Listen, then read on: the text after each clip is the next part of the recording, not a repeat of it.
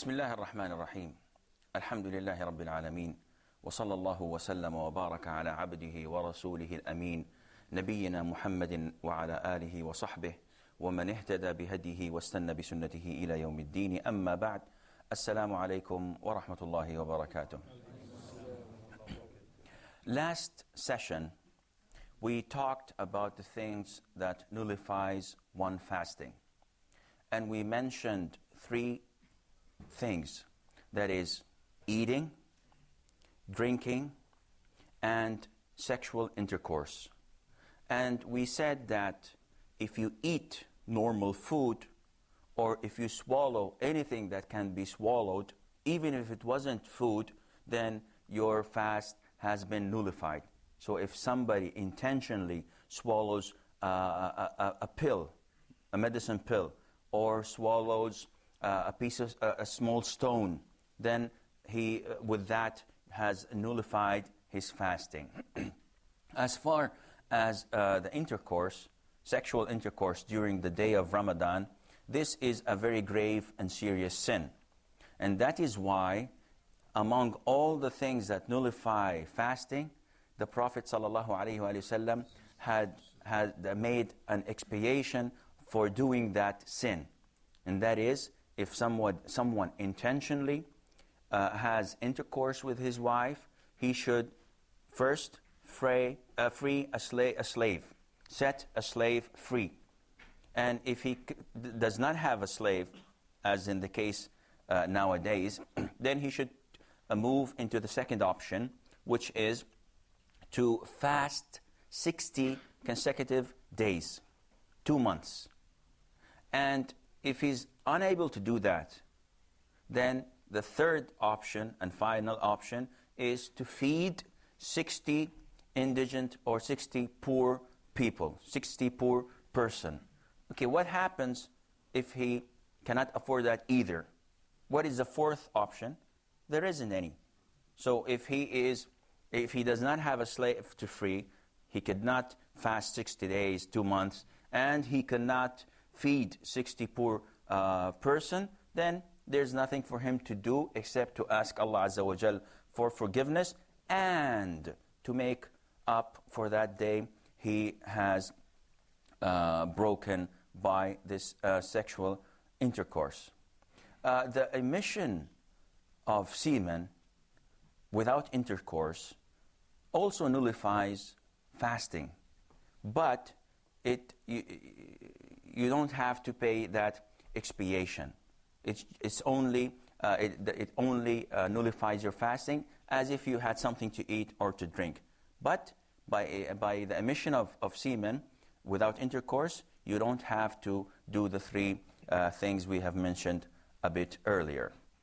We move on to the fourth thing that nullifies your fasting, and the fifth. And this is especially for ladies, for females. The fourth thing is the menstruation, which is the monthly period. And the fifth thing is connected with it, which is the post-birth bleeding. It is because of this blood that comes out of females, which is a natural thing. This is something that Allah Azza wa Jal has put upon them. So it is a natural thing. It is nothing to be ashamed of or to be angry of, as in the case of Mother Aisha, the wife of the Prophet ﷺ, when he once entered his house and found her crying. And he knew that she was crying out of either shame or anger or something like that. So he told her, "What's wrong?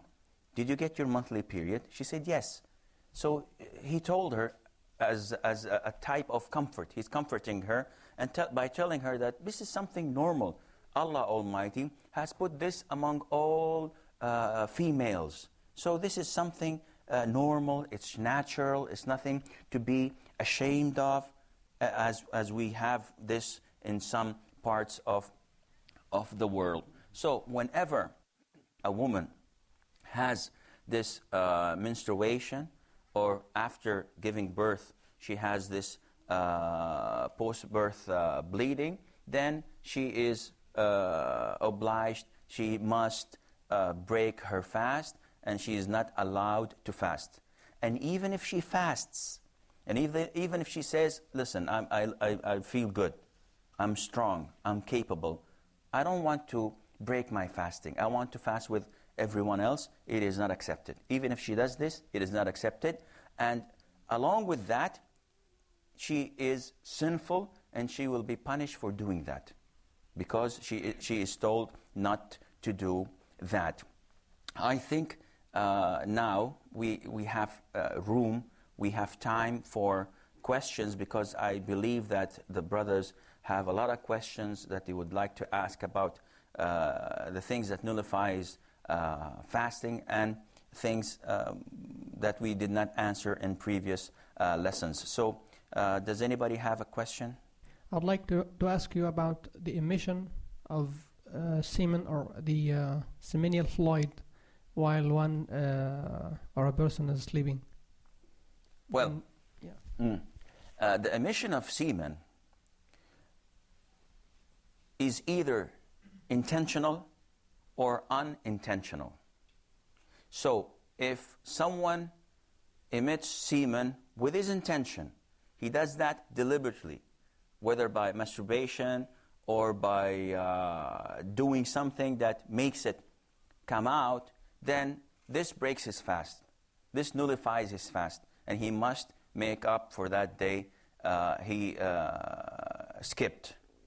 But if it was unintentional, as in the case of nocturnal emission of semen, if this guy does it while sleeping, then it is not within his intention or his choice. He did not do this with his own choice and intention. Then this does not nullify his fast. Also, there are cases reported medically that semen is emitted without the intention, although the person is awake, but because of an internal illness, it comes out without his choice. And again, anything that comes out without your choice, without your own doing, then this does not nullify your fasting. The thing that nullifies your fasting, which involves your action. If you did something that emits this semen, then this breaks your fasting, and you have to make up for that day. Any more questions? Yes, sir. I heard about some kind of illness that lets people emit semen involuntarily. Yes. So what could you say about this? Does he must pay something? Or? Well, I did mention this a little bit earlier. If it's unintentional, if it's an illness, then this does not nullify your fasting. You should keep on, you should continue fasting. But this brings us to the other part of the question. What about if it is intentional? If someone does this intentionally, okay, when he makes up for that day, does he pay anything? No, he does not. The only time you pay when making up for that day is when someone has sexual intercourse. Then he should pay this expiation. He should free a slave, or he should fast 60 days or feed 60 poor people. Any more questions, please? Yes, sir. We know that according to Islamic teachings, one should not feel shy in asking about something that he does not understand in the religion. My question is it permissible for a man to kiss, hug, or fondle his wife during the daytime of Ramadan? This depends on the person. See, people vary. They are different. They're not all the same. Newlywed people, especially, it's very difficult for them to control themselves. So if someone is newlywed, he just married a day or two, if he kisses, fondles his wife, or hugs her, or does something a little bit intimate, it may lead to intercourse. and then he is in deep trouble. And that is why we say, don't do it. If the guy is young, if he is still in his power and youth, we tell him, if you're afraid that this may lead to something a little bit more serious, no, then do not kiss, do not hug, do not fondle your wife. While fasting, that is, not after fasting. But if a person is capable of holding himself from getting into intercourse, then it is permissible. And the evidence behind that is the hadith narrated by Aisha, may Allah be pleased with her, the wife of the Prophet ﷺ. She said that the Prophet ﷺ used to kiss and fondle his wife while he was fasting. But he was the one among you who had most control over his sexual desire.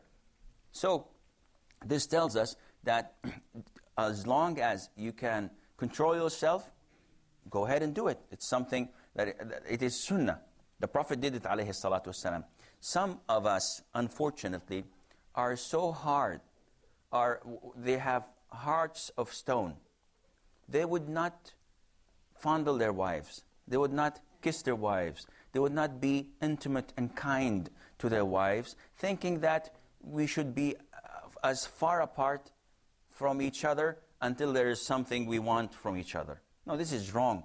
The Prophet ﷺ used to kiss his wives before going to prayer without performing ablution, without making wudu, which means that kissing your wife, touching your wife, is permissible and it's commendable without performing ablution for prayer. Now, there is another hadith where one of the companions asked the Prophet ﷺ, is kissing my wife permissible? Does it affect my fasting? So the Prophet ﷺ said, does rinsing your mouth, madmada, does rinsing your mouth, does turning the water in your mouth affect your fasting? So he said, no. So it's likewise. It doesn't. Because nothing went into your stomach from rinsing your mouth. And the same thing, nothing happened after kissing your wife. Now, some scholars say, no, you should not kiss, you should not fondle your wife. And why is that? Because they say that probably madhi would be emitted. And if madhi is emitted, then this may affect your fasting. Some scholars say, no, it breaks your fasting. It nullifies your fasting. But again, this opinion is not that authentic, simply because the Prophet ﷺ did it. And as long as the Prophet did it ﷺ, then it is permissible for us to do it, unless you are afraid that it would lead into intercourse. Any more question? Your Eminence, I heard such terms like madhi and wadi. Would you please tell us the difference between them? Madhi, M-A-T-H-I, madhi. And we have wadi, W-A-D-I. And we have mani, M-A-N-N-I, or one N. These are three terminologies used to describe the things that come out of the private parts of males and females. And they are usually connected, not all of them, but for example, many means semen. And both males and females have semen, but it differ in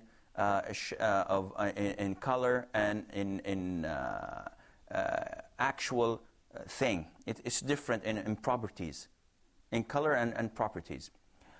Semen, as we know, is emitted after sexual intercourse, after having this sexual passion. And this calls for a total bath. If it is emitted, one should have the obligatory or total bath. You cannot pray, you cannot read the Quran, you cannot perform umrah, or you have to have this sexual purity. Because if it is emitted, you are sexually impure. and you have to perform this total and obligatory bath. This, the emission of semen has two properties to it that nullifies your fasting, and also makes you in a state of sexual impurity, providing it comes out with accompanied with passion, with lust, with desire, and providing that it comes out in a pumping way. It pumps out. It does not come smoothly. It comes with a pumping action or something like that sort. So this is mani. Mani itself is pure. The substance itself is pure because it is the origin of mankind. That is why it's pure. But by emitting it, one should have this obligatory total bath. Now, madhi is a white, thin substance that comes out of men and female because of sexual desire. So if one fondles, if one kisses his wife, if he sees something that he desires sexually, that is, this liquid comes out in the form of 2-3 drops of him. This does not call for total bath, but it is impure.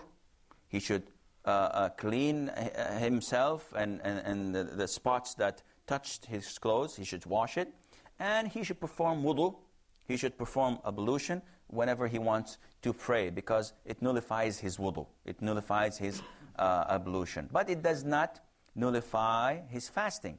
The fasting is as it is. Now, wadi is the third thing. It's a yellowish, thin, and sometimes a little bit thick drops of liquid that usually comes after urinating. When somebody urinates, it comes at the very end. And usually it comes when the weather is too cold. It comes unintentionally. When it's too cold, it's freezing. Or when someone carries a very heavy load. It comes out of him. Again, it does not call for total bath, obligatory bath, but it does call for washing it to clean it and for ablution. I hope this answers your question. Any more questions, please? Yes, sir. Bismillah ar-Rahman ar-Rahim. Why does women's period break fast? Why does women period break their fast, nullifies their fast? Well, actually, one woman came to Aisha, the wife of the Prophet ﷺ, and she asked her a similar question. She told her, why do women make up for their fasting when they have, after they are their monthly period is over, and they don't make up for their prayer? So Mother Aisha was annoyed with her, and she was a little bit harsh talking to her, and she told her that you should believe in what the Prophet ﷺ told us. This is the way that he taught us. He told us if a woman is clean and her menstruation is over, she should make up for the days she did not fast. But he never told us to make up for the prayers that she skipped. This is a ruling from Allah Azza wa Jal. So one could make a lot of justifications, but they do not hit the point. We can't say for sure that this is why Allah Azza wa Jal told women not to make up for the prayer. Yet this is the ruling of Allah. We should accept it. We don't have to ask for the wisdom behind every single thing, because definitely we're not going to reach that level of knowing the wisdom. We should just fulfill Allah's orders. Allah told her that this breaks your fast, then it breaks her fast. I think this is all the time we have for today's lesson, until we meet inshallah next time. Fi amanillah, wassalamu alaikum wa rahmatullahi wa barakatuh.